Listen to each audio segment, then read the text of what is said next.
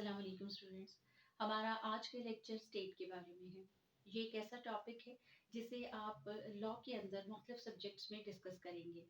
जब आप part one में एडमिशन लेते हैं तो पॉलिटिकल साइंस के अंदर स्टेट का टॉपिक अंडर डिस्कशन रहता है और आज हम पॉलिटिकल साइंस ही के हवाले से इसको डिस्कस करने वाले हैं। जब आप पार्ट थ्री में जाएंगे तो आप वहाँ पर इसको इस्लामिक जूरिस्प्रूडेंस में भी पढ़ेंगे और आप इंग्लिश जूरिस्प्रूडेंस के अंदर भी स्टेट को डिस्कस करेंगे। और जब आप प्रमोट होंगे एलएलबी पार्ट फोर में तो वहाँ पर पब्लिक इंटरनेशनल लॉ में स्टेट को आप पढ़ेंगे। हर जगह पर हम मुख्तलिफ सब्जेक्ट्स में स्टेट को डिस्कस करते हैं लेकिन हर जगह पर हमारा एंगल हमारा व्यू पॉइंट डिफरेंट होता है। जैसे हम जब इस्लामिक जूरिस्प्रूडेंस में स्टेट को डिस्कस करते हैं तो हम इस्लामिक व्यू पॉइंट से देखते हैं कि स्टेट क्या है, इसके एसेंशियल्स क्या हैं और इसके फंक्शंस और इसकी रिस्पॉन्सिबिलिटीज क्या हैं। जब हम उसको इंटरनेशनल लॉ में डिस्कस करते हैं तो हम इंटरनेशनल लॉ के व्यू पॉइंट से देखते हैं कि स्टेट के एसेंशियल्स और उसकी लाइबिलिटीज क्या हैं। और जब हम इसको पॉलिटिकल साइंस में पढ़ते हैं तो फिर हम पॉलिटिकल साइंस के जो थिंकर्स हैं उनके पॉइंट ऑफ व्यू से स्टेट का जायजा लेते हैं।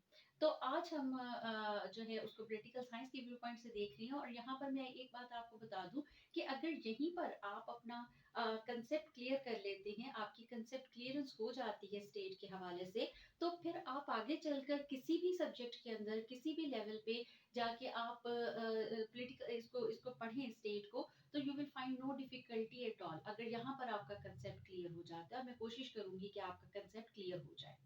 स्टेट के का जो लफ्ज है ये इंग्लिश वर्ड स्टेटस से निकला है। स्टेट के अगर हम इसके इसके ओरिजिन की तरफ देखें तो its history is as old as human history itself.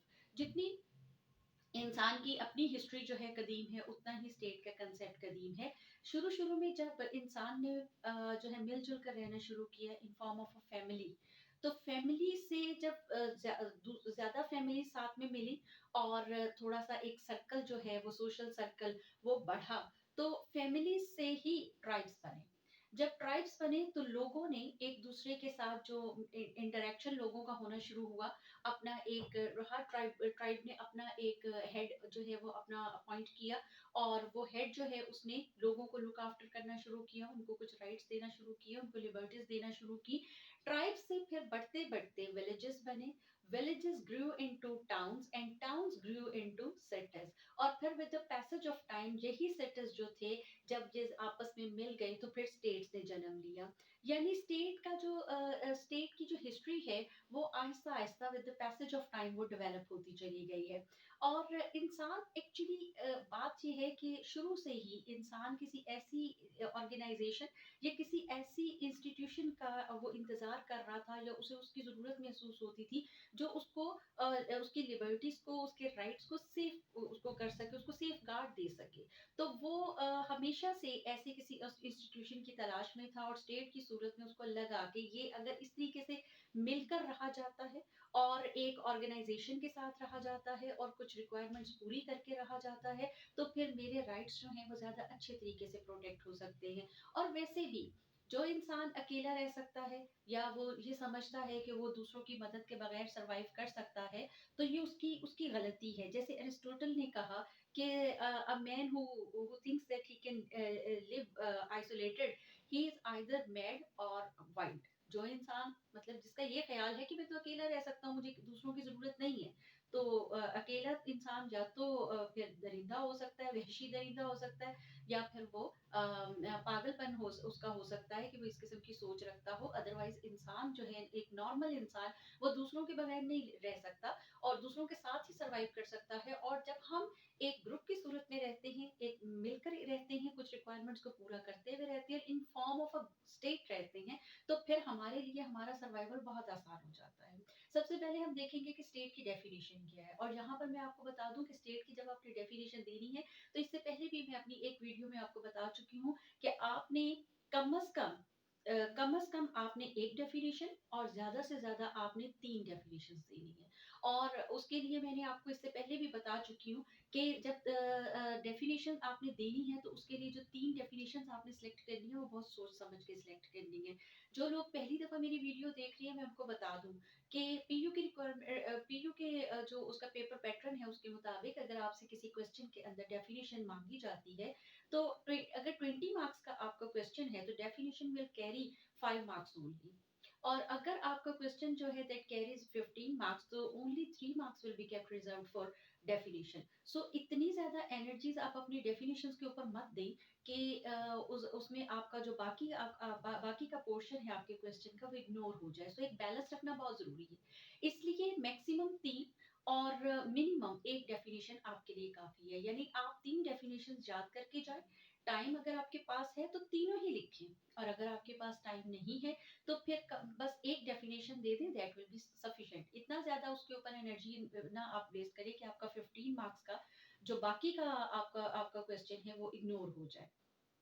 अच्छा, जब वो 3 डेफिनेशंस आपने लेनी है, तो आपने बहुत सोच समझ के लेनी है। उसमें से एक डेफिनेशन आप वो लें जो बहुत जो है हिस्टोरिकली एप्रिशिएट की जाती रही है। दूसरी डेफिनेशन भी आप कुछ ऐसी लें जो बड़ी जो कॉम्प्रिहेंसिव हो, और तीसरी भी जो टिल टू डेट जो है एप्रिशिएट की जाती है, जिसमें आपको लगता है कि कुछ एलिमेंट्स जो हैं वो उसकी जो आपका टॉपिक है उसके हवाले से वो उसको जो है कवर कर रही है। तो इस किस्म की कोई डेफिनेशंस जो हैं आपने सेलेक्ट करनी है। जैसे मैंने आपके लिए जो डेफिनेशंस सेलेक्ट की हैं, उनमें सबसे पहली जो डेफिनेशन है that is the definition given by Aristotle. Aristotle कहता है कि state is the name of the group of different families and villages. ये यानी मुख्तलिफ किस्म की फैमिलीज और विलेजेस जब एक वो कहते हैं कि इन एन ऑर्गेनाइज्ड वे, जब ऑर्गेनाइज्ड तरीके से आपस में मिलती हैं, एक मुनज़्ज़म तरीके से मुख्तलिफ किस्म के जो फैमिलीज और मुख्तलिफ जो विलेजेस हैं, जब वो आपस में मिल जाते हैं एंड द पर्पस ऑफ तो वो स्टेट कहलाती है। And the purpose of this organisation और this state is to provide facilities for a good and free life of people. जब लोग आपस में मिलते हैं, यानी अरिस्टोटल ये कहता है कि जब फैमिलीज और जब विलेजेस आपस में मिल जाते हैं और ऑर्गेनाइज्ड वे में मिलते हैं, तरतीब के साथ मिलते हैं, लोगों का बेहंगम हजूम जो है वो कभी भी स्टेट नहीं कहलाता। स्टेट की पहली रिक्वायरमेंट ही ये है कि ऑर्गेनाइज्ड वे में आपस में मिले। और इसका पर्पस क्या है, लोग किस लिए आपस में मिलते हैं? मतलब आइसोलेटेड, अगर आपने एंग्जाइटी में रहना है तो आइसोलेटेड भी रह सकते हैं। आपको फिर दूसरों के साथ मिलकर रहने की क्या जरूरत है? दूसरों के साथ मिलकर रहा ही इस वक्त उस सूरत में जाता है, इस मकसद के लिए जाता है कि आप एक अच्छी ज़िंदगी गुज़ारें। आपका आपका और ये जो यानी ये जो ऑर्गेनाइज़ेशन जो स्टेट के नाम पे बनाई जाती है, मुख्तलिफ फैमिलीज़ और मुख्तलिफ विलेजेस आपस में मिलकर बनाते हैं, उसका मकसद क्या होता है? To provide the people a happy, a good and a free life. तो एरिस्टोटल की जो डेफिनेशन है, ये उसके ज़माने के हिसाब से जो उसने विलेजेस और फैमिलीज़ का लफ्ज़ इस्तेमाल किया, तो उसके ज़माने के हिसाब से ये डेफिनेशन कदीम डेफिनेशन, लेकिन एक जिसको कहें अपने ज़माने के हिसाब से एक बड़ी परफेक्ट किस्म की डेफिनेशन। उसके बाद जो है ग्रोशियस की डेफिनेशन मैंने आपके लिए सिलेक्ट की है। ग्रोशियस कहता है state is an assembly of such free people who have assembled for common interest. बिल्कुल सही बात है। लोग इकट्ठे होके इसीलिए मिलके रहते हैं because they have some common interest. उनके कुछ कॉमन ऑब्जेक्टिव्स होते हैं, कुछ कॉमन मुश्तरका उनके मकासद होते हैं जिसके लिए वो मिलजुल के रहते हैं। और उसके लिए वो ये सारी ऑर्गेनाइजेशन और ये सारी जो है ये फटीग इसीलिए ली जाती है कि मिलजुल के रहें ताकि अपने जो मुश्तरका मुफादात हैं उनको हासिल किया जा सके। तो ग्रोशियस की डेफिनेशन जो है वो भी एक बड़ा इंपॉर्टेंट एस्पेक्ट जो है विद रिगार्ड टू स्टेट को उसको एक्सप्रेस करता है, उसको जाहिर करता है। अच्छा, लास्ट की जो है उसने इसको इस तरीके से डिफाइन किया कि state is such a regional social organization that should consist of a ruler and ruled. ये इसमें एक रूलर होता है, वो कहते हैं कि ये एक सोशल ऑर्गेनाइजेशन है जिसमें एक रूलर होता है और साथ में रूल्ड होती है जिनके ऊपर वो हुकूमत, यानी लोग ऐसे होते हैं जिनके ऊपर वो हुकूमत करता है। And that should have a complete control in its region over all other organizations. ये जो रूलर है वो कहते हैं इसका इतना कंट्रोल होना चाहिए, इतना ये इसके अंदर इसके पास पावर होनी चाहिए कि जो लोग भी उसके उसके रीजन के अंदर उसकी उसके इलाके में या उसके उसके ज़ेर तसल्लुत जितने भी लोग हैं वो उन सब के ऊपर जो है अपनी वो ग्रिप कर सके, ना सिर्फ उन सब लोगों के ऊपर बल्कि उसके रीजन में अगर मुख्तलिफ किस्म की ऑर्गेनाइजेशंस आती हैं तो वो उनके ऊपर भी अपना कंट्रोल एक्सरसाइज कर सके, वो उनके ऊपर भी जो है अपना अपनी अपनी अपनी ताकत जो है उसका इस्तेमाल कर सके। इस तरह से हमने 3 डेफिनेशंस देख ली। मेरे ख्याल से ये 3 डेफिनेशंस जो हैं वो कॉम्प्रिहेंसिव हैं। ये तीनों जो हैं आपके स्टेट को डिफाइन कर रही हैं, उसके डिफरेंट एस्पेक्ट्स को डिफाइन कर रही हैं। अगर आपको इसके अलावा कोई अच्छी लगे डेफिनेशन तो आप उसको भी कर सकते हैं, लेकिन मैंने अपने आप को जो है एक जिसको कह लें एक एक्सपर्ट ओपिनियन समझ लें, मैंने आपको अपने तजर्बे की बुनियाद पर ये 3 डेफिनेशंस दी हैं जो मेरे ख्याल से आपके लिए बेहतरीन है। अच्छा, अब आ जाती है स्टेट के एलिमेंट्स की तरफ। जब भी आपने स्टेट को क्वेश्चन करना है, आपसे उसके उसके बारे में एक इंट्रोडक्शन आपसे मांगा जाएगा, आपने इंट्रोडक्शन देना है, देन आपने आ जाना है स्टेट की डेफिनेशंस के ऊपर, और फाइनली आपने उसके एलिमेंट्स के ऊपर आ जाना है। जब एलिमेंट्स की बात करते हैं तो स्टेट के 4 एलिमेंट्स हैं। अच्छा, मैं यहाँ पर आपको बता दूं, अगर इंटरनेशनल लॉ पढ़ने वाले स्टूडेंट्स जो हैं वो ये लेक्चर मेरा देख रही हो स्टेट को समझने के लिए, तो they should keep one thing in mind कि यहाँ पर हम स्टेट के एलिमेंट्स डिस्कस कर रहे हैं with reference to political science. So हम पॉलिटिकल साइंस के हिसाब से जो एसेंशियल एलिमेंट्स हैं उसके हम वो डिस्कस करेंगे। नो डाउट, जो इंटरनेशनल लॉ के अंदर भी स्टेट की कमोबेश यही जो है इसी किस्म के एलिमेंट्स हैं, लेकिन वहाँ फर्क है। वहाँ ये चीज नहीं है। जब मैं उसके हवाले से दूंगी, पॉलिटिकल साइंस के हवाले से स्टेट का वो सॉरी इंटरनेशनल लॉ के हवाले से स्टेट को डिस्कस करूंगी, तो वहां पर मैं उसके जो एलिमेंट्स हैं उस हवाले से मैं दूंगी। ये सेम नहीं है। यानी पॉलिटिकल साइंस वाले और तरह से स्टेट के एलिमेंट्स को बयान करते हैं, और जो इंटरनेशनल लॉ में स्टेट के एलिमेंट्स देखे जाते हैं वो और एंगल से देखे जाते हैं। अच्छा, अब इनमें जो सबसे पहला स्टेट का एलिमेंट है, दैट इज पॉपुलेशन।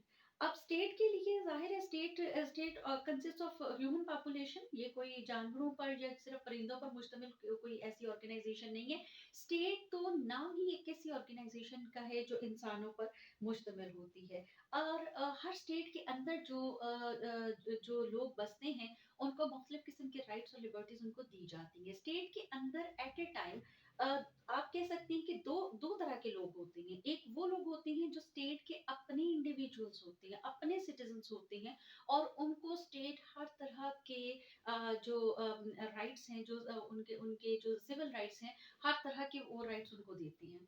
बाकी जो वो लोग जो फॉरेनर्स हैं, दूसरी जो कैटेगरी है वो फॉरेनर्स की होती है, जो थोड़े टाइम के लिए या जिसको कहें कि आर्जी तौर पर वो स्टेट के अंदर आते हैं फॉर डिफरेंट पर्पसेस। समटाइम वो एजुकेशन के लिए आते हैं, समटाइम एम्बेसडरी पर्पसेस के लिए आते हैं। अपना काम वो करते हैं and then they quit from the state. तो स्टेट के अंदर ये दोनों तरह के लोग होते हैं। स्टेट अपने सिटीजन्स को, जो उनके अपने जो उनके उनके इनहेरेंट सिटीजन्स होते हैं, उनको तो वो मुकम्मल तौर पर जो है वो सारे हर तरह के राइट्स देती हैं। उनको पॉलिटिकल राइट्स भी हासिल होते हैं और उनको सोशल राइट्स भी हर तरह के दिए जाते हैं। लेकिन जो फॉरेनर्स होते हैं, ऐसा नहीं है कि उनके राइट्स नहीं होते हैं। जब वो हमारी टेरिटरी में आते हैं, तो हम उनको जो है वो जो जो उनकी लाइफ की प्रोटेक्शन, उनके प्रॉपर्टी की प्रोटेक्शन, हर तरह की प्रोटेक्शन उनको भी देते हैं। और जब तक वो हमारे हमारे एरिया में रहते हैं, जब तक वो एक स्टेट की टेरिटरी पे रहते हैं,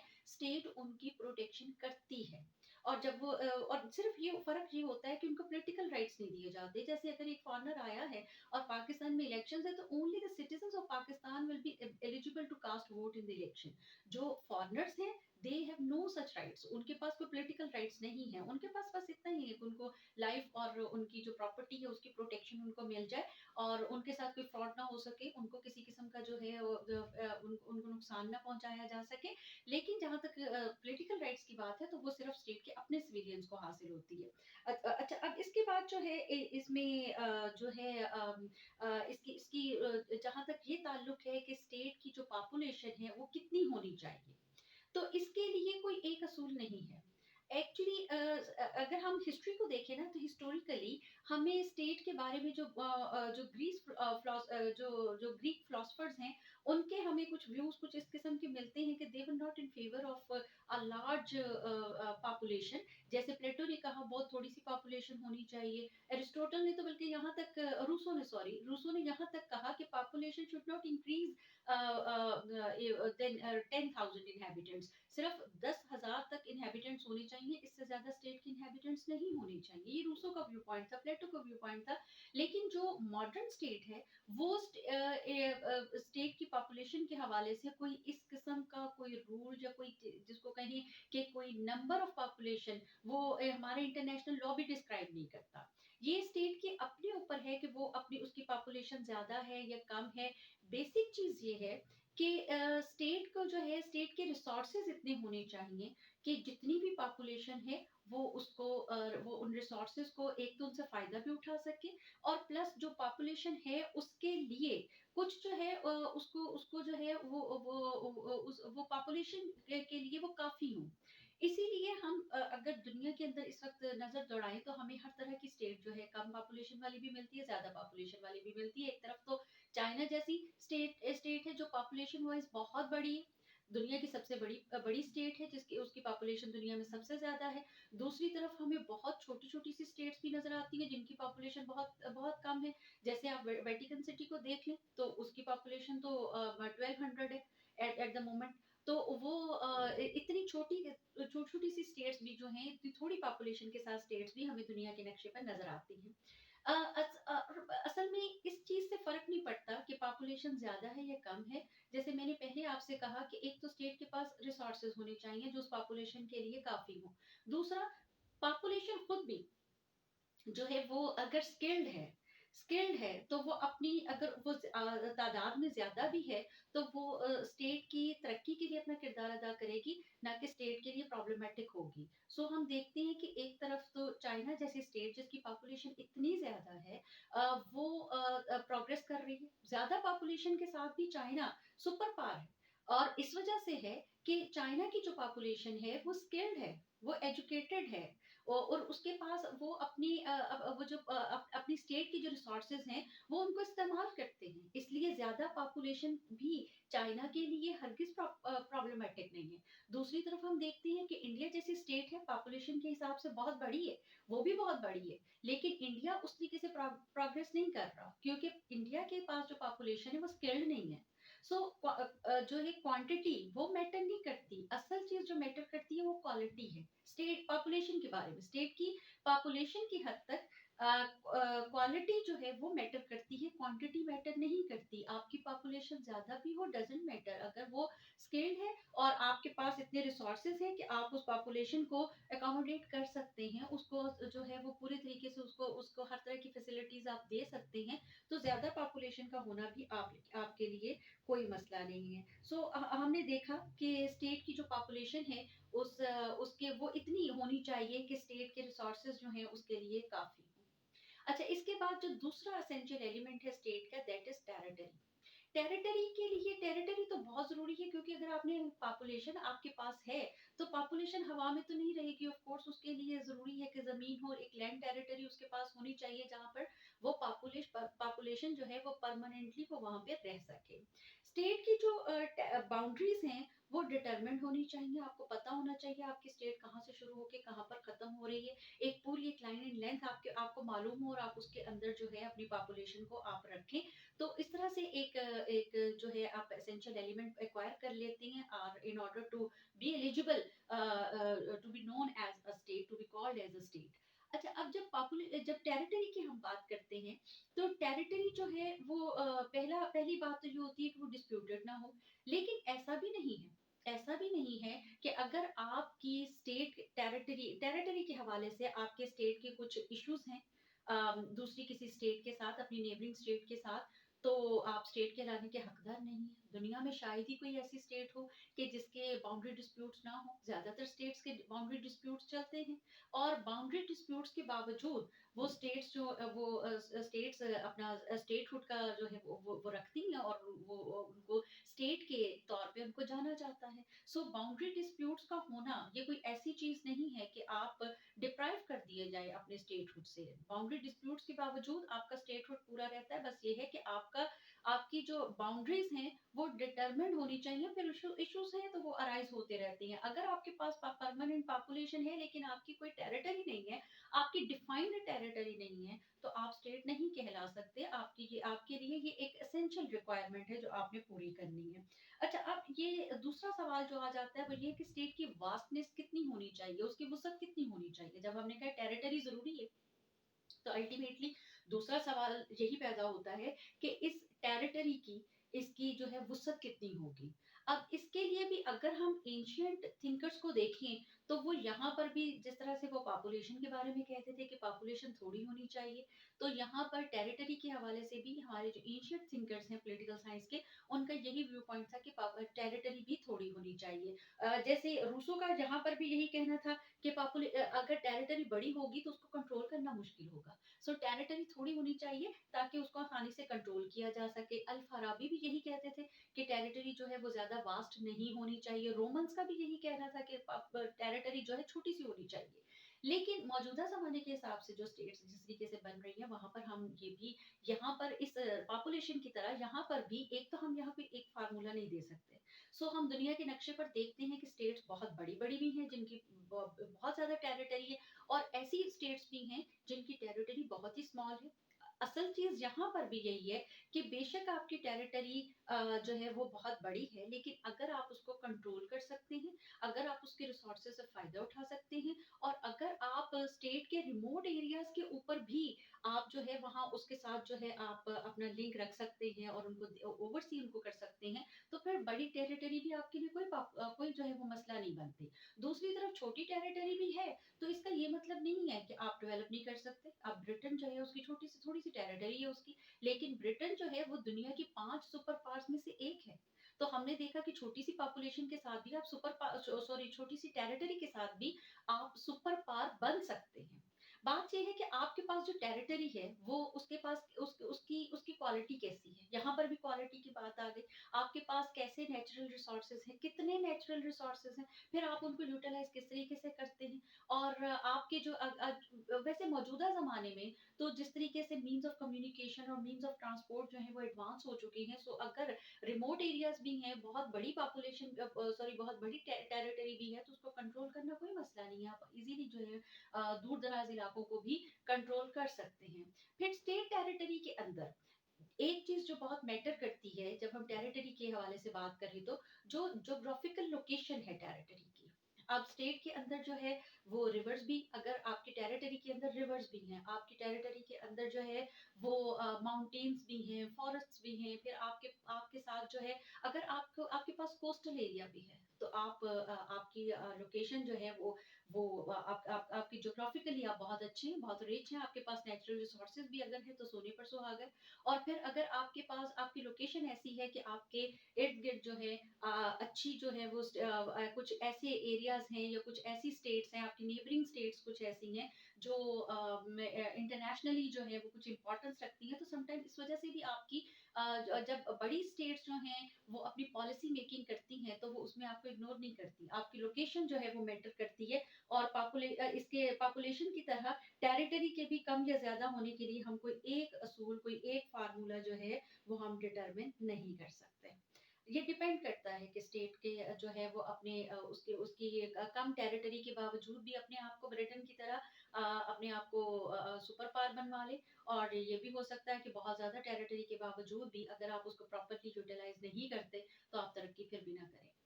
अच्छा जी, जो नेक्स्ट जो स्टेट के एलिमेंट्स में से जो नेक्स्ट एलिमेंट है दैट इज़ गवर्नमेंट।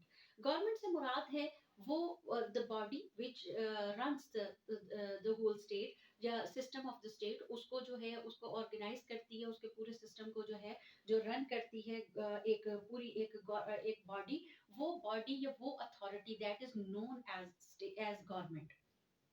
अब ये जो बॉडी है, इसके ये मुख्तलिफ किस्म के काम करती है, ये लॉ बनाती भी है, लॉ को इम्प्लीमेंट भी करती है, लॉ के वायलेशन के सूरत में उसको चेक भी करती है और पनिशमेंट्स भी देती है। स्टेट यानी गवर्नमेंट के 3 बड़े ऑर्गन्स होते हैं। एक तो legislature, which makes the law, जो लॉ मेकिंग करती है। उसके बाद एग्जीक्यूटिव, जो उन बनाए हुए लेजिस्लेचर के बनाए हुए लॉज को इम्प्लीमेंट करती है। थर्डली हमारे पास आ जाता है जुडिशरी, जो उन लॉज को अप्लाई करती है केसेस में, जो जब मुख्तलिफ किस्म के डिस्प्यूट्स हो जाते हैं लोगों के दरमियान, या जब लॉ की वायलेशन होती है एंड केस जो है that is brought before the court, तो कोर्ट लेजिस्लेचर के बनाए हुए कानून को अप्लाई करती है, और जो रॉन्ग डूअर्स होते हैं या जो लॉ ब्रेकर्स होते हैं उनको पनिशमेंट देती है। प्लस जुडिशरी जो है वो लेजिस्लेचर के बनाए हुए लॉ को इंटरप्रेट भी करती है। इस तरीके से ये तीन मेन ऑर्गन्स हैं गवर्नमेंट के, जो गवर्नमेंट के सारे सिस्टम को मिलकर चलाते हैं। इसके अलावा भी बहुत से इदारे, बहुत सी ऑर्गेनाइजेशंस और एजेंसीज ऐसी हैं जो इन इदारों को असिस्ट भी करती हैं, और जो अपने अपने तौर पर अपने अपने हिस्से का काम करती हैं, और इस तरीके से पूरी स्टेट को जो है वो कंट्रोल किया जाता है, उसका निज़ाम चलाया जाता है। अच्छा, अब जब गवर्नमेंट की बात करते हैं, तो गवर्नमेंट कैसी होनी चाहिए, उसका सिस्टम किस किस्म का सिस्टम होना चाहिए, इसके लिए भी हमें ना तो पॉलिटिकल साइंस में कोई एक एक सिंगल फार्मूला मिलता है, और ना ही इंटरनेशनल लॉ में हमें इस किस्म का कोई कंसेप्ट मिलता है कि इस किस्म का निज़ाम होना चाहिए, या यानी डिक्टे यहाँ पर ट्यूटरिंग नहीं की जाती स्टेट्स को कि वो इस किस्म की कोई जो गवर्नमेंट है वो बनाए। Basically it depends upon the temperament of the people that what kind of government they like. हमने देखा कि यूके के अंदर पार्लियामेंट्री सिस्टम चल रहा है, और हमेशा से चल रहा है, और बहुत सक्सेसफुली चल रहा है। और हमने देखा कि प्रेसिडेंशियल सिस्टम काम कर रहा है उधर अमेरिका के अंदर, और वो भी कामयाबी से कर रहा है, हमेशा से काम कर रहा है। अब ये जो अगर ये दोनों सिस्टम्स अपनी अपनी जगह पर इतनी सक्सेसफुली वो चल रही हैं, तो this is because of the temperament of the people. अगर आप पार्लियामेंट्री सिस्टम ले जाएं यूएसए के अंदर, तो वो नहीं चलेगा, क्योंकि वहां के लोगों का टेम्परामेंट जिस किस्म का है, वो जिस चीज को पसंद करते हैं, वो प्रेसिडेंशियल है। अगर आप यूके के अंदर जो है प्रेसिडेंशियल सिस्टम का तजुर्बा करना चाहें, तो वो नहीं चलेगा, क्योंकि यहाँ के लोग जिस तरीके से जिस किस्म का निज़ाम चाहते हैं, जिस किस्म की उनकी ख्वाहिशात हैं, वो पार्लियामेंट्री सिस्टम ही पूरी कर सकता है। सो ये डिपेंड करता है लोगों की अपनी विशेस के ऊपर, उनकी अपनी डिजायर्स के ऊपर, कि वो अपनी स्टेट के अंदर किस किस्म का गवर्नमेंट सिस्टम चाहते हैं। जिस किस्म का वो निज़ाम चाहते हो, उसी किस्म की हुकूमत कायम कर दी जाती है।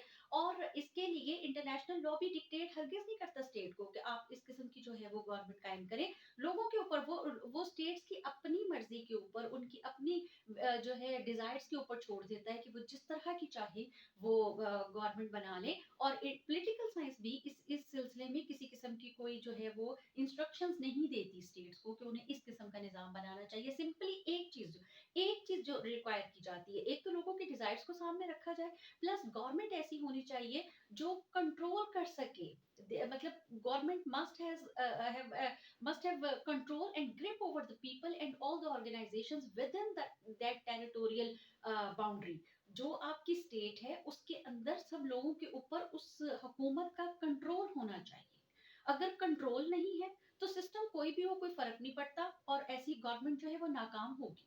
किसी आप अच्छे से अच्छा सिस्टम जो है जो मुख्तलिफ जगहों पर कामयाबी के साथ चल रहा है, आप उसके तजर्बे कर लें। अगर आपके यहाँ वो नहीं चलता, और आपके यहाँ उस सिस्टम से अनारकी फैल रही है, एंग्जाइटी फैल रही है, तो फिर वो सिस्टम किसी काम का नहीं है। आपने देखना है कि आपके हिसाब से आपको आपको आपके लोगों को कौन सा सिस्टम जो है वो सूट करता है। बस उसका उस जिसको लोग, और जब हम कहते हैं कि government must have control over the people, तो गवर्नमेंट उन्हीं लोगों को कंट्रोल कर सकती है जो जिन लोगों की पसंद की गवर्नमेंट हो, वही लोग जो है वो गवर्नमेंट के कंट्रोल में आ सकते हैं। आप ज़्यादा देर तक लोगों को ज़बरदस्ती अपनी मर्ज़ी की हुकूमत के अंदर जो है वो रहने के लिए मजबूर नहीं कर सकते। अगर लोग आपकी हुकूमत जो है या गवर्नमेंट सिस्टम जो है वो लोगों की मर्ज़ी का नहीं है, तो ज़्यादा अरसे तक वो आपके कंट्रोल में नहीं रहेंगे। Of course there will be some kind of revolution, और some kind of they will become rebel. वो बागी बन जाएँगे, आपके खिलाफ उठ खड़े होंगे। सो गवर्नमेंट जो है होनी चाहिए, गवर्नमेंट वो बॉडी है जो पूरा सिस्टम को चलाती है, स्टेट को एक ऑर्गेनाइज्ड वे में लेकर चलती है, लॉ मेकिंग भी करती है, लॉ की इम्प्लीमेंटेशन भी करती है, लॉ को अप्लाई भी करती है, वायलेशन की सूरत में पनिशमेंट्स भी देती है, सारा काम वो गवर्नमेंट करती है। लेकिन गवर्नमेंट का सिस्टम जो है वो हर स्टेट ने अपनी रिक्वायरमेंट्स और अपने लोगों की डिजायर्स के मुताबिक बनाना होता है। अच्छा, अब जो लास्ट में जो हमारे पास फीचर है या एक एसेंशियल एलिमेंट है स्टेट का, that is sovereignty. Sovereignty means the full power of the governing body. यानी जब हम अक्सर लोग जो है ना, जब स्टूडेंट्स को पढ़ाया जाता है ना, तो वो गवर्नमेंट और सोवरेनिटी को मिक्स कर देते हैं। आपने इन दोनों को मिक्स नहीं करना। Government means the body which controls the state, which look after the state, और वो सोवेरेंटी जो है वो सुप्रीम अथॉरिटी है, वो सुप्रीम पावर है, that is exercise by the government. यानी गवर्नमेंट की सूरत में जो एक बॉडी आपके ऊपर रूल कर रही है, वो बॉडी जिस अख्तियार को इस्तेमाल कर रही होती है, जिस आला और बरतर अख्तियार को इस्तेमाल कर रही होती है, वो आला और बरतर अख्तियार कहलाता है सोवेरेंटी। सोवेरेंटी जो है ये सुपरेनस से है, जिसका मतलब सुप्रीम। मतलब ये एक ऐसा अख्तियार है जो स्टेट के अंदर सबसे बालातर होता है, सबसे आला होता है, एब्सोल्यूट होता है। और ये एक जो है वो इसकी मदद से जो है आपके अंदर इतनी जो है वो कैपेसिटी आती है कि आप स्टेट को जो है मुकम्मल तरीके से आप उसको चलाते हैं। और इसी की वजह से एक स्टेट इस पोजीशन में आती है कि आप उसे मजबूर नहीं कर सकते कि वो किसी दूसरी स्टेट के आगे जो है वो झुके। सोवेरेंटी आपको एक ऐसा स्टेटस देती है कि आप स्टेट के आप पूरी दुनिया के अंदर आपका एक रिगार्ड किया जाता है, आपकी इज्जत की जाती है, आप किसी के अंडर नहीं है, आप फ्री हैं, क्योंकि आप ऑल इन ऑल हैं। सोवेरेंटी ही आपको ऑल इन ऑल बनाती है, सोवेरेंटी ही दूसरों के ऊपर आपकी हैसियत को वाजे करती है। और आप सोवेरेंटी ही की मदद से ना सिर्फ ये कि इंटरनली बल्कि एक्सटर्नली भी अपने अफेयर्स को ज्यादा अच्छे तरीके से और बिल्कुल without pressure of any person, आप ऑफ एनी अथॉरिटी आप सारे काम जो अपने कर सकते हैं। सोवेरेंटी को इसके दो एस्पेक्ट्स होते हैं, एक इंटरनल सोवेरेंटी और एक एक्सटर्नल सोवेरेंटी। इंटरनल सोवेरेंटी का मतलब ये है कि आप with in the boundary of the state you have the ability and power and authority to make laws, to implement the laws, and you have the authority to organize your state in the manner you like। जिस तरीके से आप चाहें आप अपनी state को चलाएं, जिस तरीके से चाहें आप लॉज बनाएं, जिस किस्म के आप चाहें लोगों के लिए अहकाम जारी करें। आपको आप इंटरनली बिल्कुल आजाद हैं, आपके ऊपर कोई रोक टोक नहीं है। आप अपने लोगों की उनकी वेलफेयर के लिए जो चाहे आप कर सकते हैं। दुनिया की कोई ताकत आपको मना नहीं कर सकती। आप अपने इंडिविजुअल्स के लिए ऐसे कवानीन ना बनाइए, इस किस्म के कवानीन बनाएं। आप अपने आपने देखना है आपकी आवाम क्या चाहती है, और आप उनके ख्वाहिशात के को सामने रखते हुए जिस किस्म का चाहे तरीक़ाकार जो जो चाहे आप उनके लिए कर सकते हैं। और जो एक्सटर्नल सोवेरेंटी है उससे मुराद ये है कि externally you are free from the pressure of any authority. किसी भी अथॉरिटी के आप अंडर नहीं है। आप जैसे चाहें अपनी फॉरेन पॉलिसी बनाएं, जिस स्टेट के साथ चाहें आप रिलेशनशिप स्टैब्लिश करें, जिसकी तरफ चाहें आप उसके अपने एम्बेसडर्स भेजिए, उनके एम्बेसडर्स को रिसीव करें, जिसके साथ चाहें ट्रेड करें, जिसके साथ चाहे जंग करें, जिसके साथ चाहे सुलह करें। आपको कोई दुनिया की कोई दूसरी ताकत आपको आपको कंपेल नहीं कर सकती, आपको डिक्टेट नहीं कर सकती कि आप फलां से मिले और फलां से ना मिले, फलां स्टेट के साथ जो है कर्टियस हों, या फलां स्टेट के साथ जो है आप अपने डिप्लोमेटिक रिलेशंस खत्म कर दें।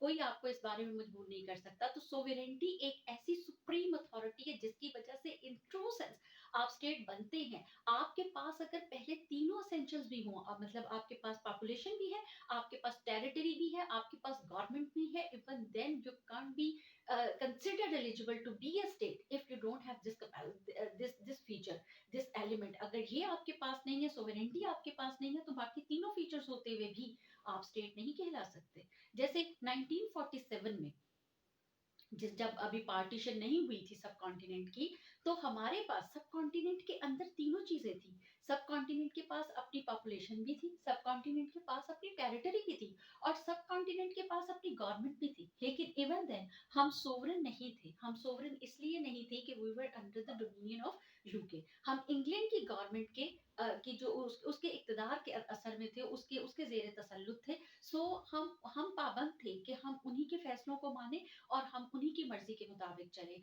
हम अपने फैसले करने में आजाद नहीं थे। हमारे पास ये आला अख्तियार नहीं था। सोवेरेंटी वो आला अख्तियार है जो आपकी हुकूमत को इस काबिल बनाता है कि वो अपने तौर पर स्टैंड ले सकती है। तो 1947 में उससे पहले जब तक पार्टीशन नहीं हुई थी, जब तक इंग्लैंड हमारे ऊपर था, तो हम इंग्लैंड की कॉलोनी थे। जब तक हमारे पास सब कुछ था, लेकिन हम अपने फैसले खुद से नहीं कर सकते थे। क्योंकि हमारे पास सोवेरेनिटी नहीं थी। जब फिर 1947 में, अगस्त 1947 में जब सब कॉन्टिनेंट को उसको आज़ाद कर दिया गया और फिर जो है पाकिस्तान और इंडिया के नाम से 2 इंडिपेंडेंट स्टेट्स बनी और दोनों को जो है अख्तियार दे दिया गया कि वो अपनी मर्ज़ी से अपने तमाम मामला चला सकते हैं या उनको सोवेरेनिटी दे दी गई। उनको सोवेरेनिटी दे दी गई, तो उसके बाद इंडिया और पाकिस्तान दोनों सोवरेन स्टेट्स बन गई, वरना इससे पहले हम इंग्लैंड की हुकूमत के ज़ेर असर थे और हम सोवरेन स्टेट्स नहीं थे। तो इस तरह से हमने देखा कि स्टेट के ये 4 एसेंशियल्स हैं, ये 4 एलिमेंट्स हैं, अगर ये पाए जाते हैं किसी एंटिटी के अंदर, किसी यूनिट के अंदर, तो हम उसको स्टेट कह सकते हैं। इस तरीके से ये जो क्वेश्चन है हमारा कंप्लीट हुआ। नेक्स्ट जो है जब हम इंटरनेशनल लॉ के जो स्टूडेंट्स हैं उनके लिए इंशाल्लाह ताला मैं स्टेट को दोबारा से डिस्कस करूँगी और वहाँ पर जो उनके जो फीचर्स हैं उनको इंटरनेशनल लॉ के व्यू पॉइंट से जो है उनको मैं आपके सामने जो है इलैबोरेट करूँगी। तो इसको देखिएगा मेरी वीडियो को और इस कंसेप्ट को जो है यहीं इसी स्टेज पर क्लियर करने की कोशिश कीजिएगा, ताकि आगे चलकर पार्ट 3 में या पार्ट 4 में आपके लिए किसी किस्म की कोई प्रॉब्लम ना हो। अपना बहुत ख़्याल रखिएगा और अगर मेरा चैनल अभी तक सब्सक्राइब नहीं किया आपने, तो अब कर लीजिएगा। और मुझे उम्मीद है कि आप करेंगे और मुझे कमेंट्स में भी बताएँगे कि आपको ये लेक्चर कैसा लगा और फर्दर आप किस टॉपिक पर लेक्चर लेना चाहते हैं। अपना बहुत ख़्याल रखिए। अल्लाह हाफ़िज़।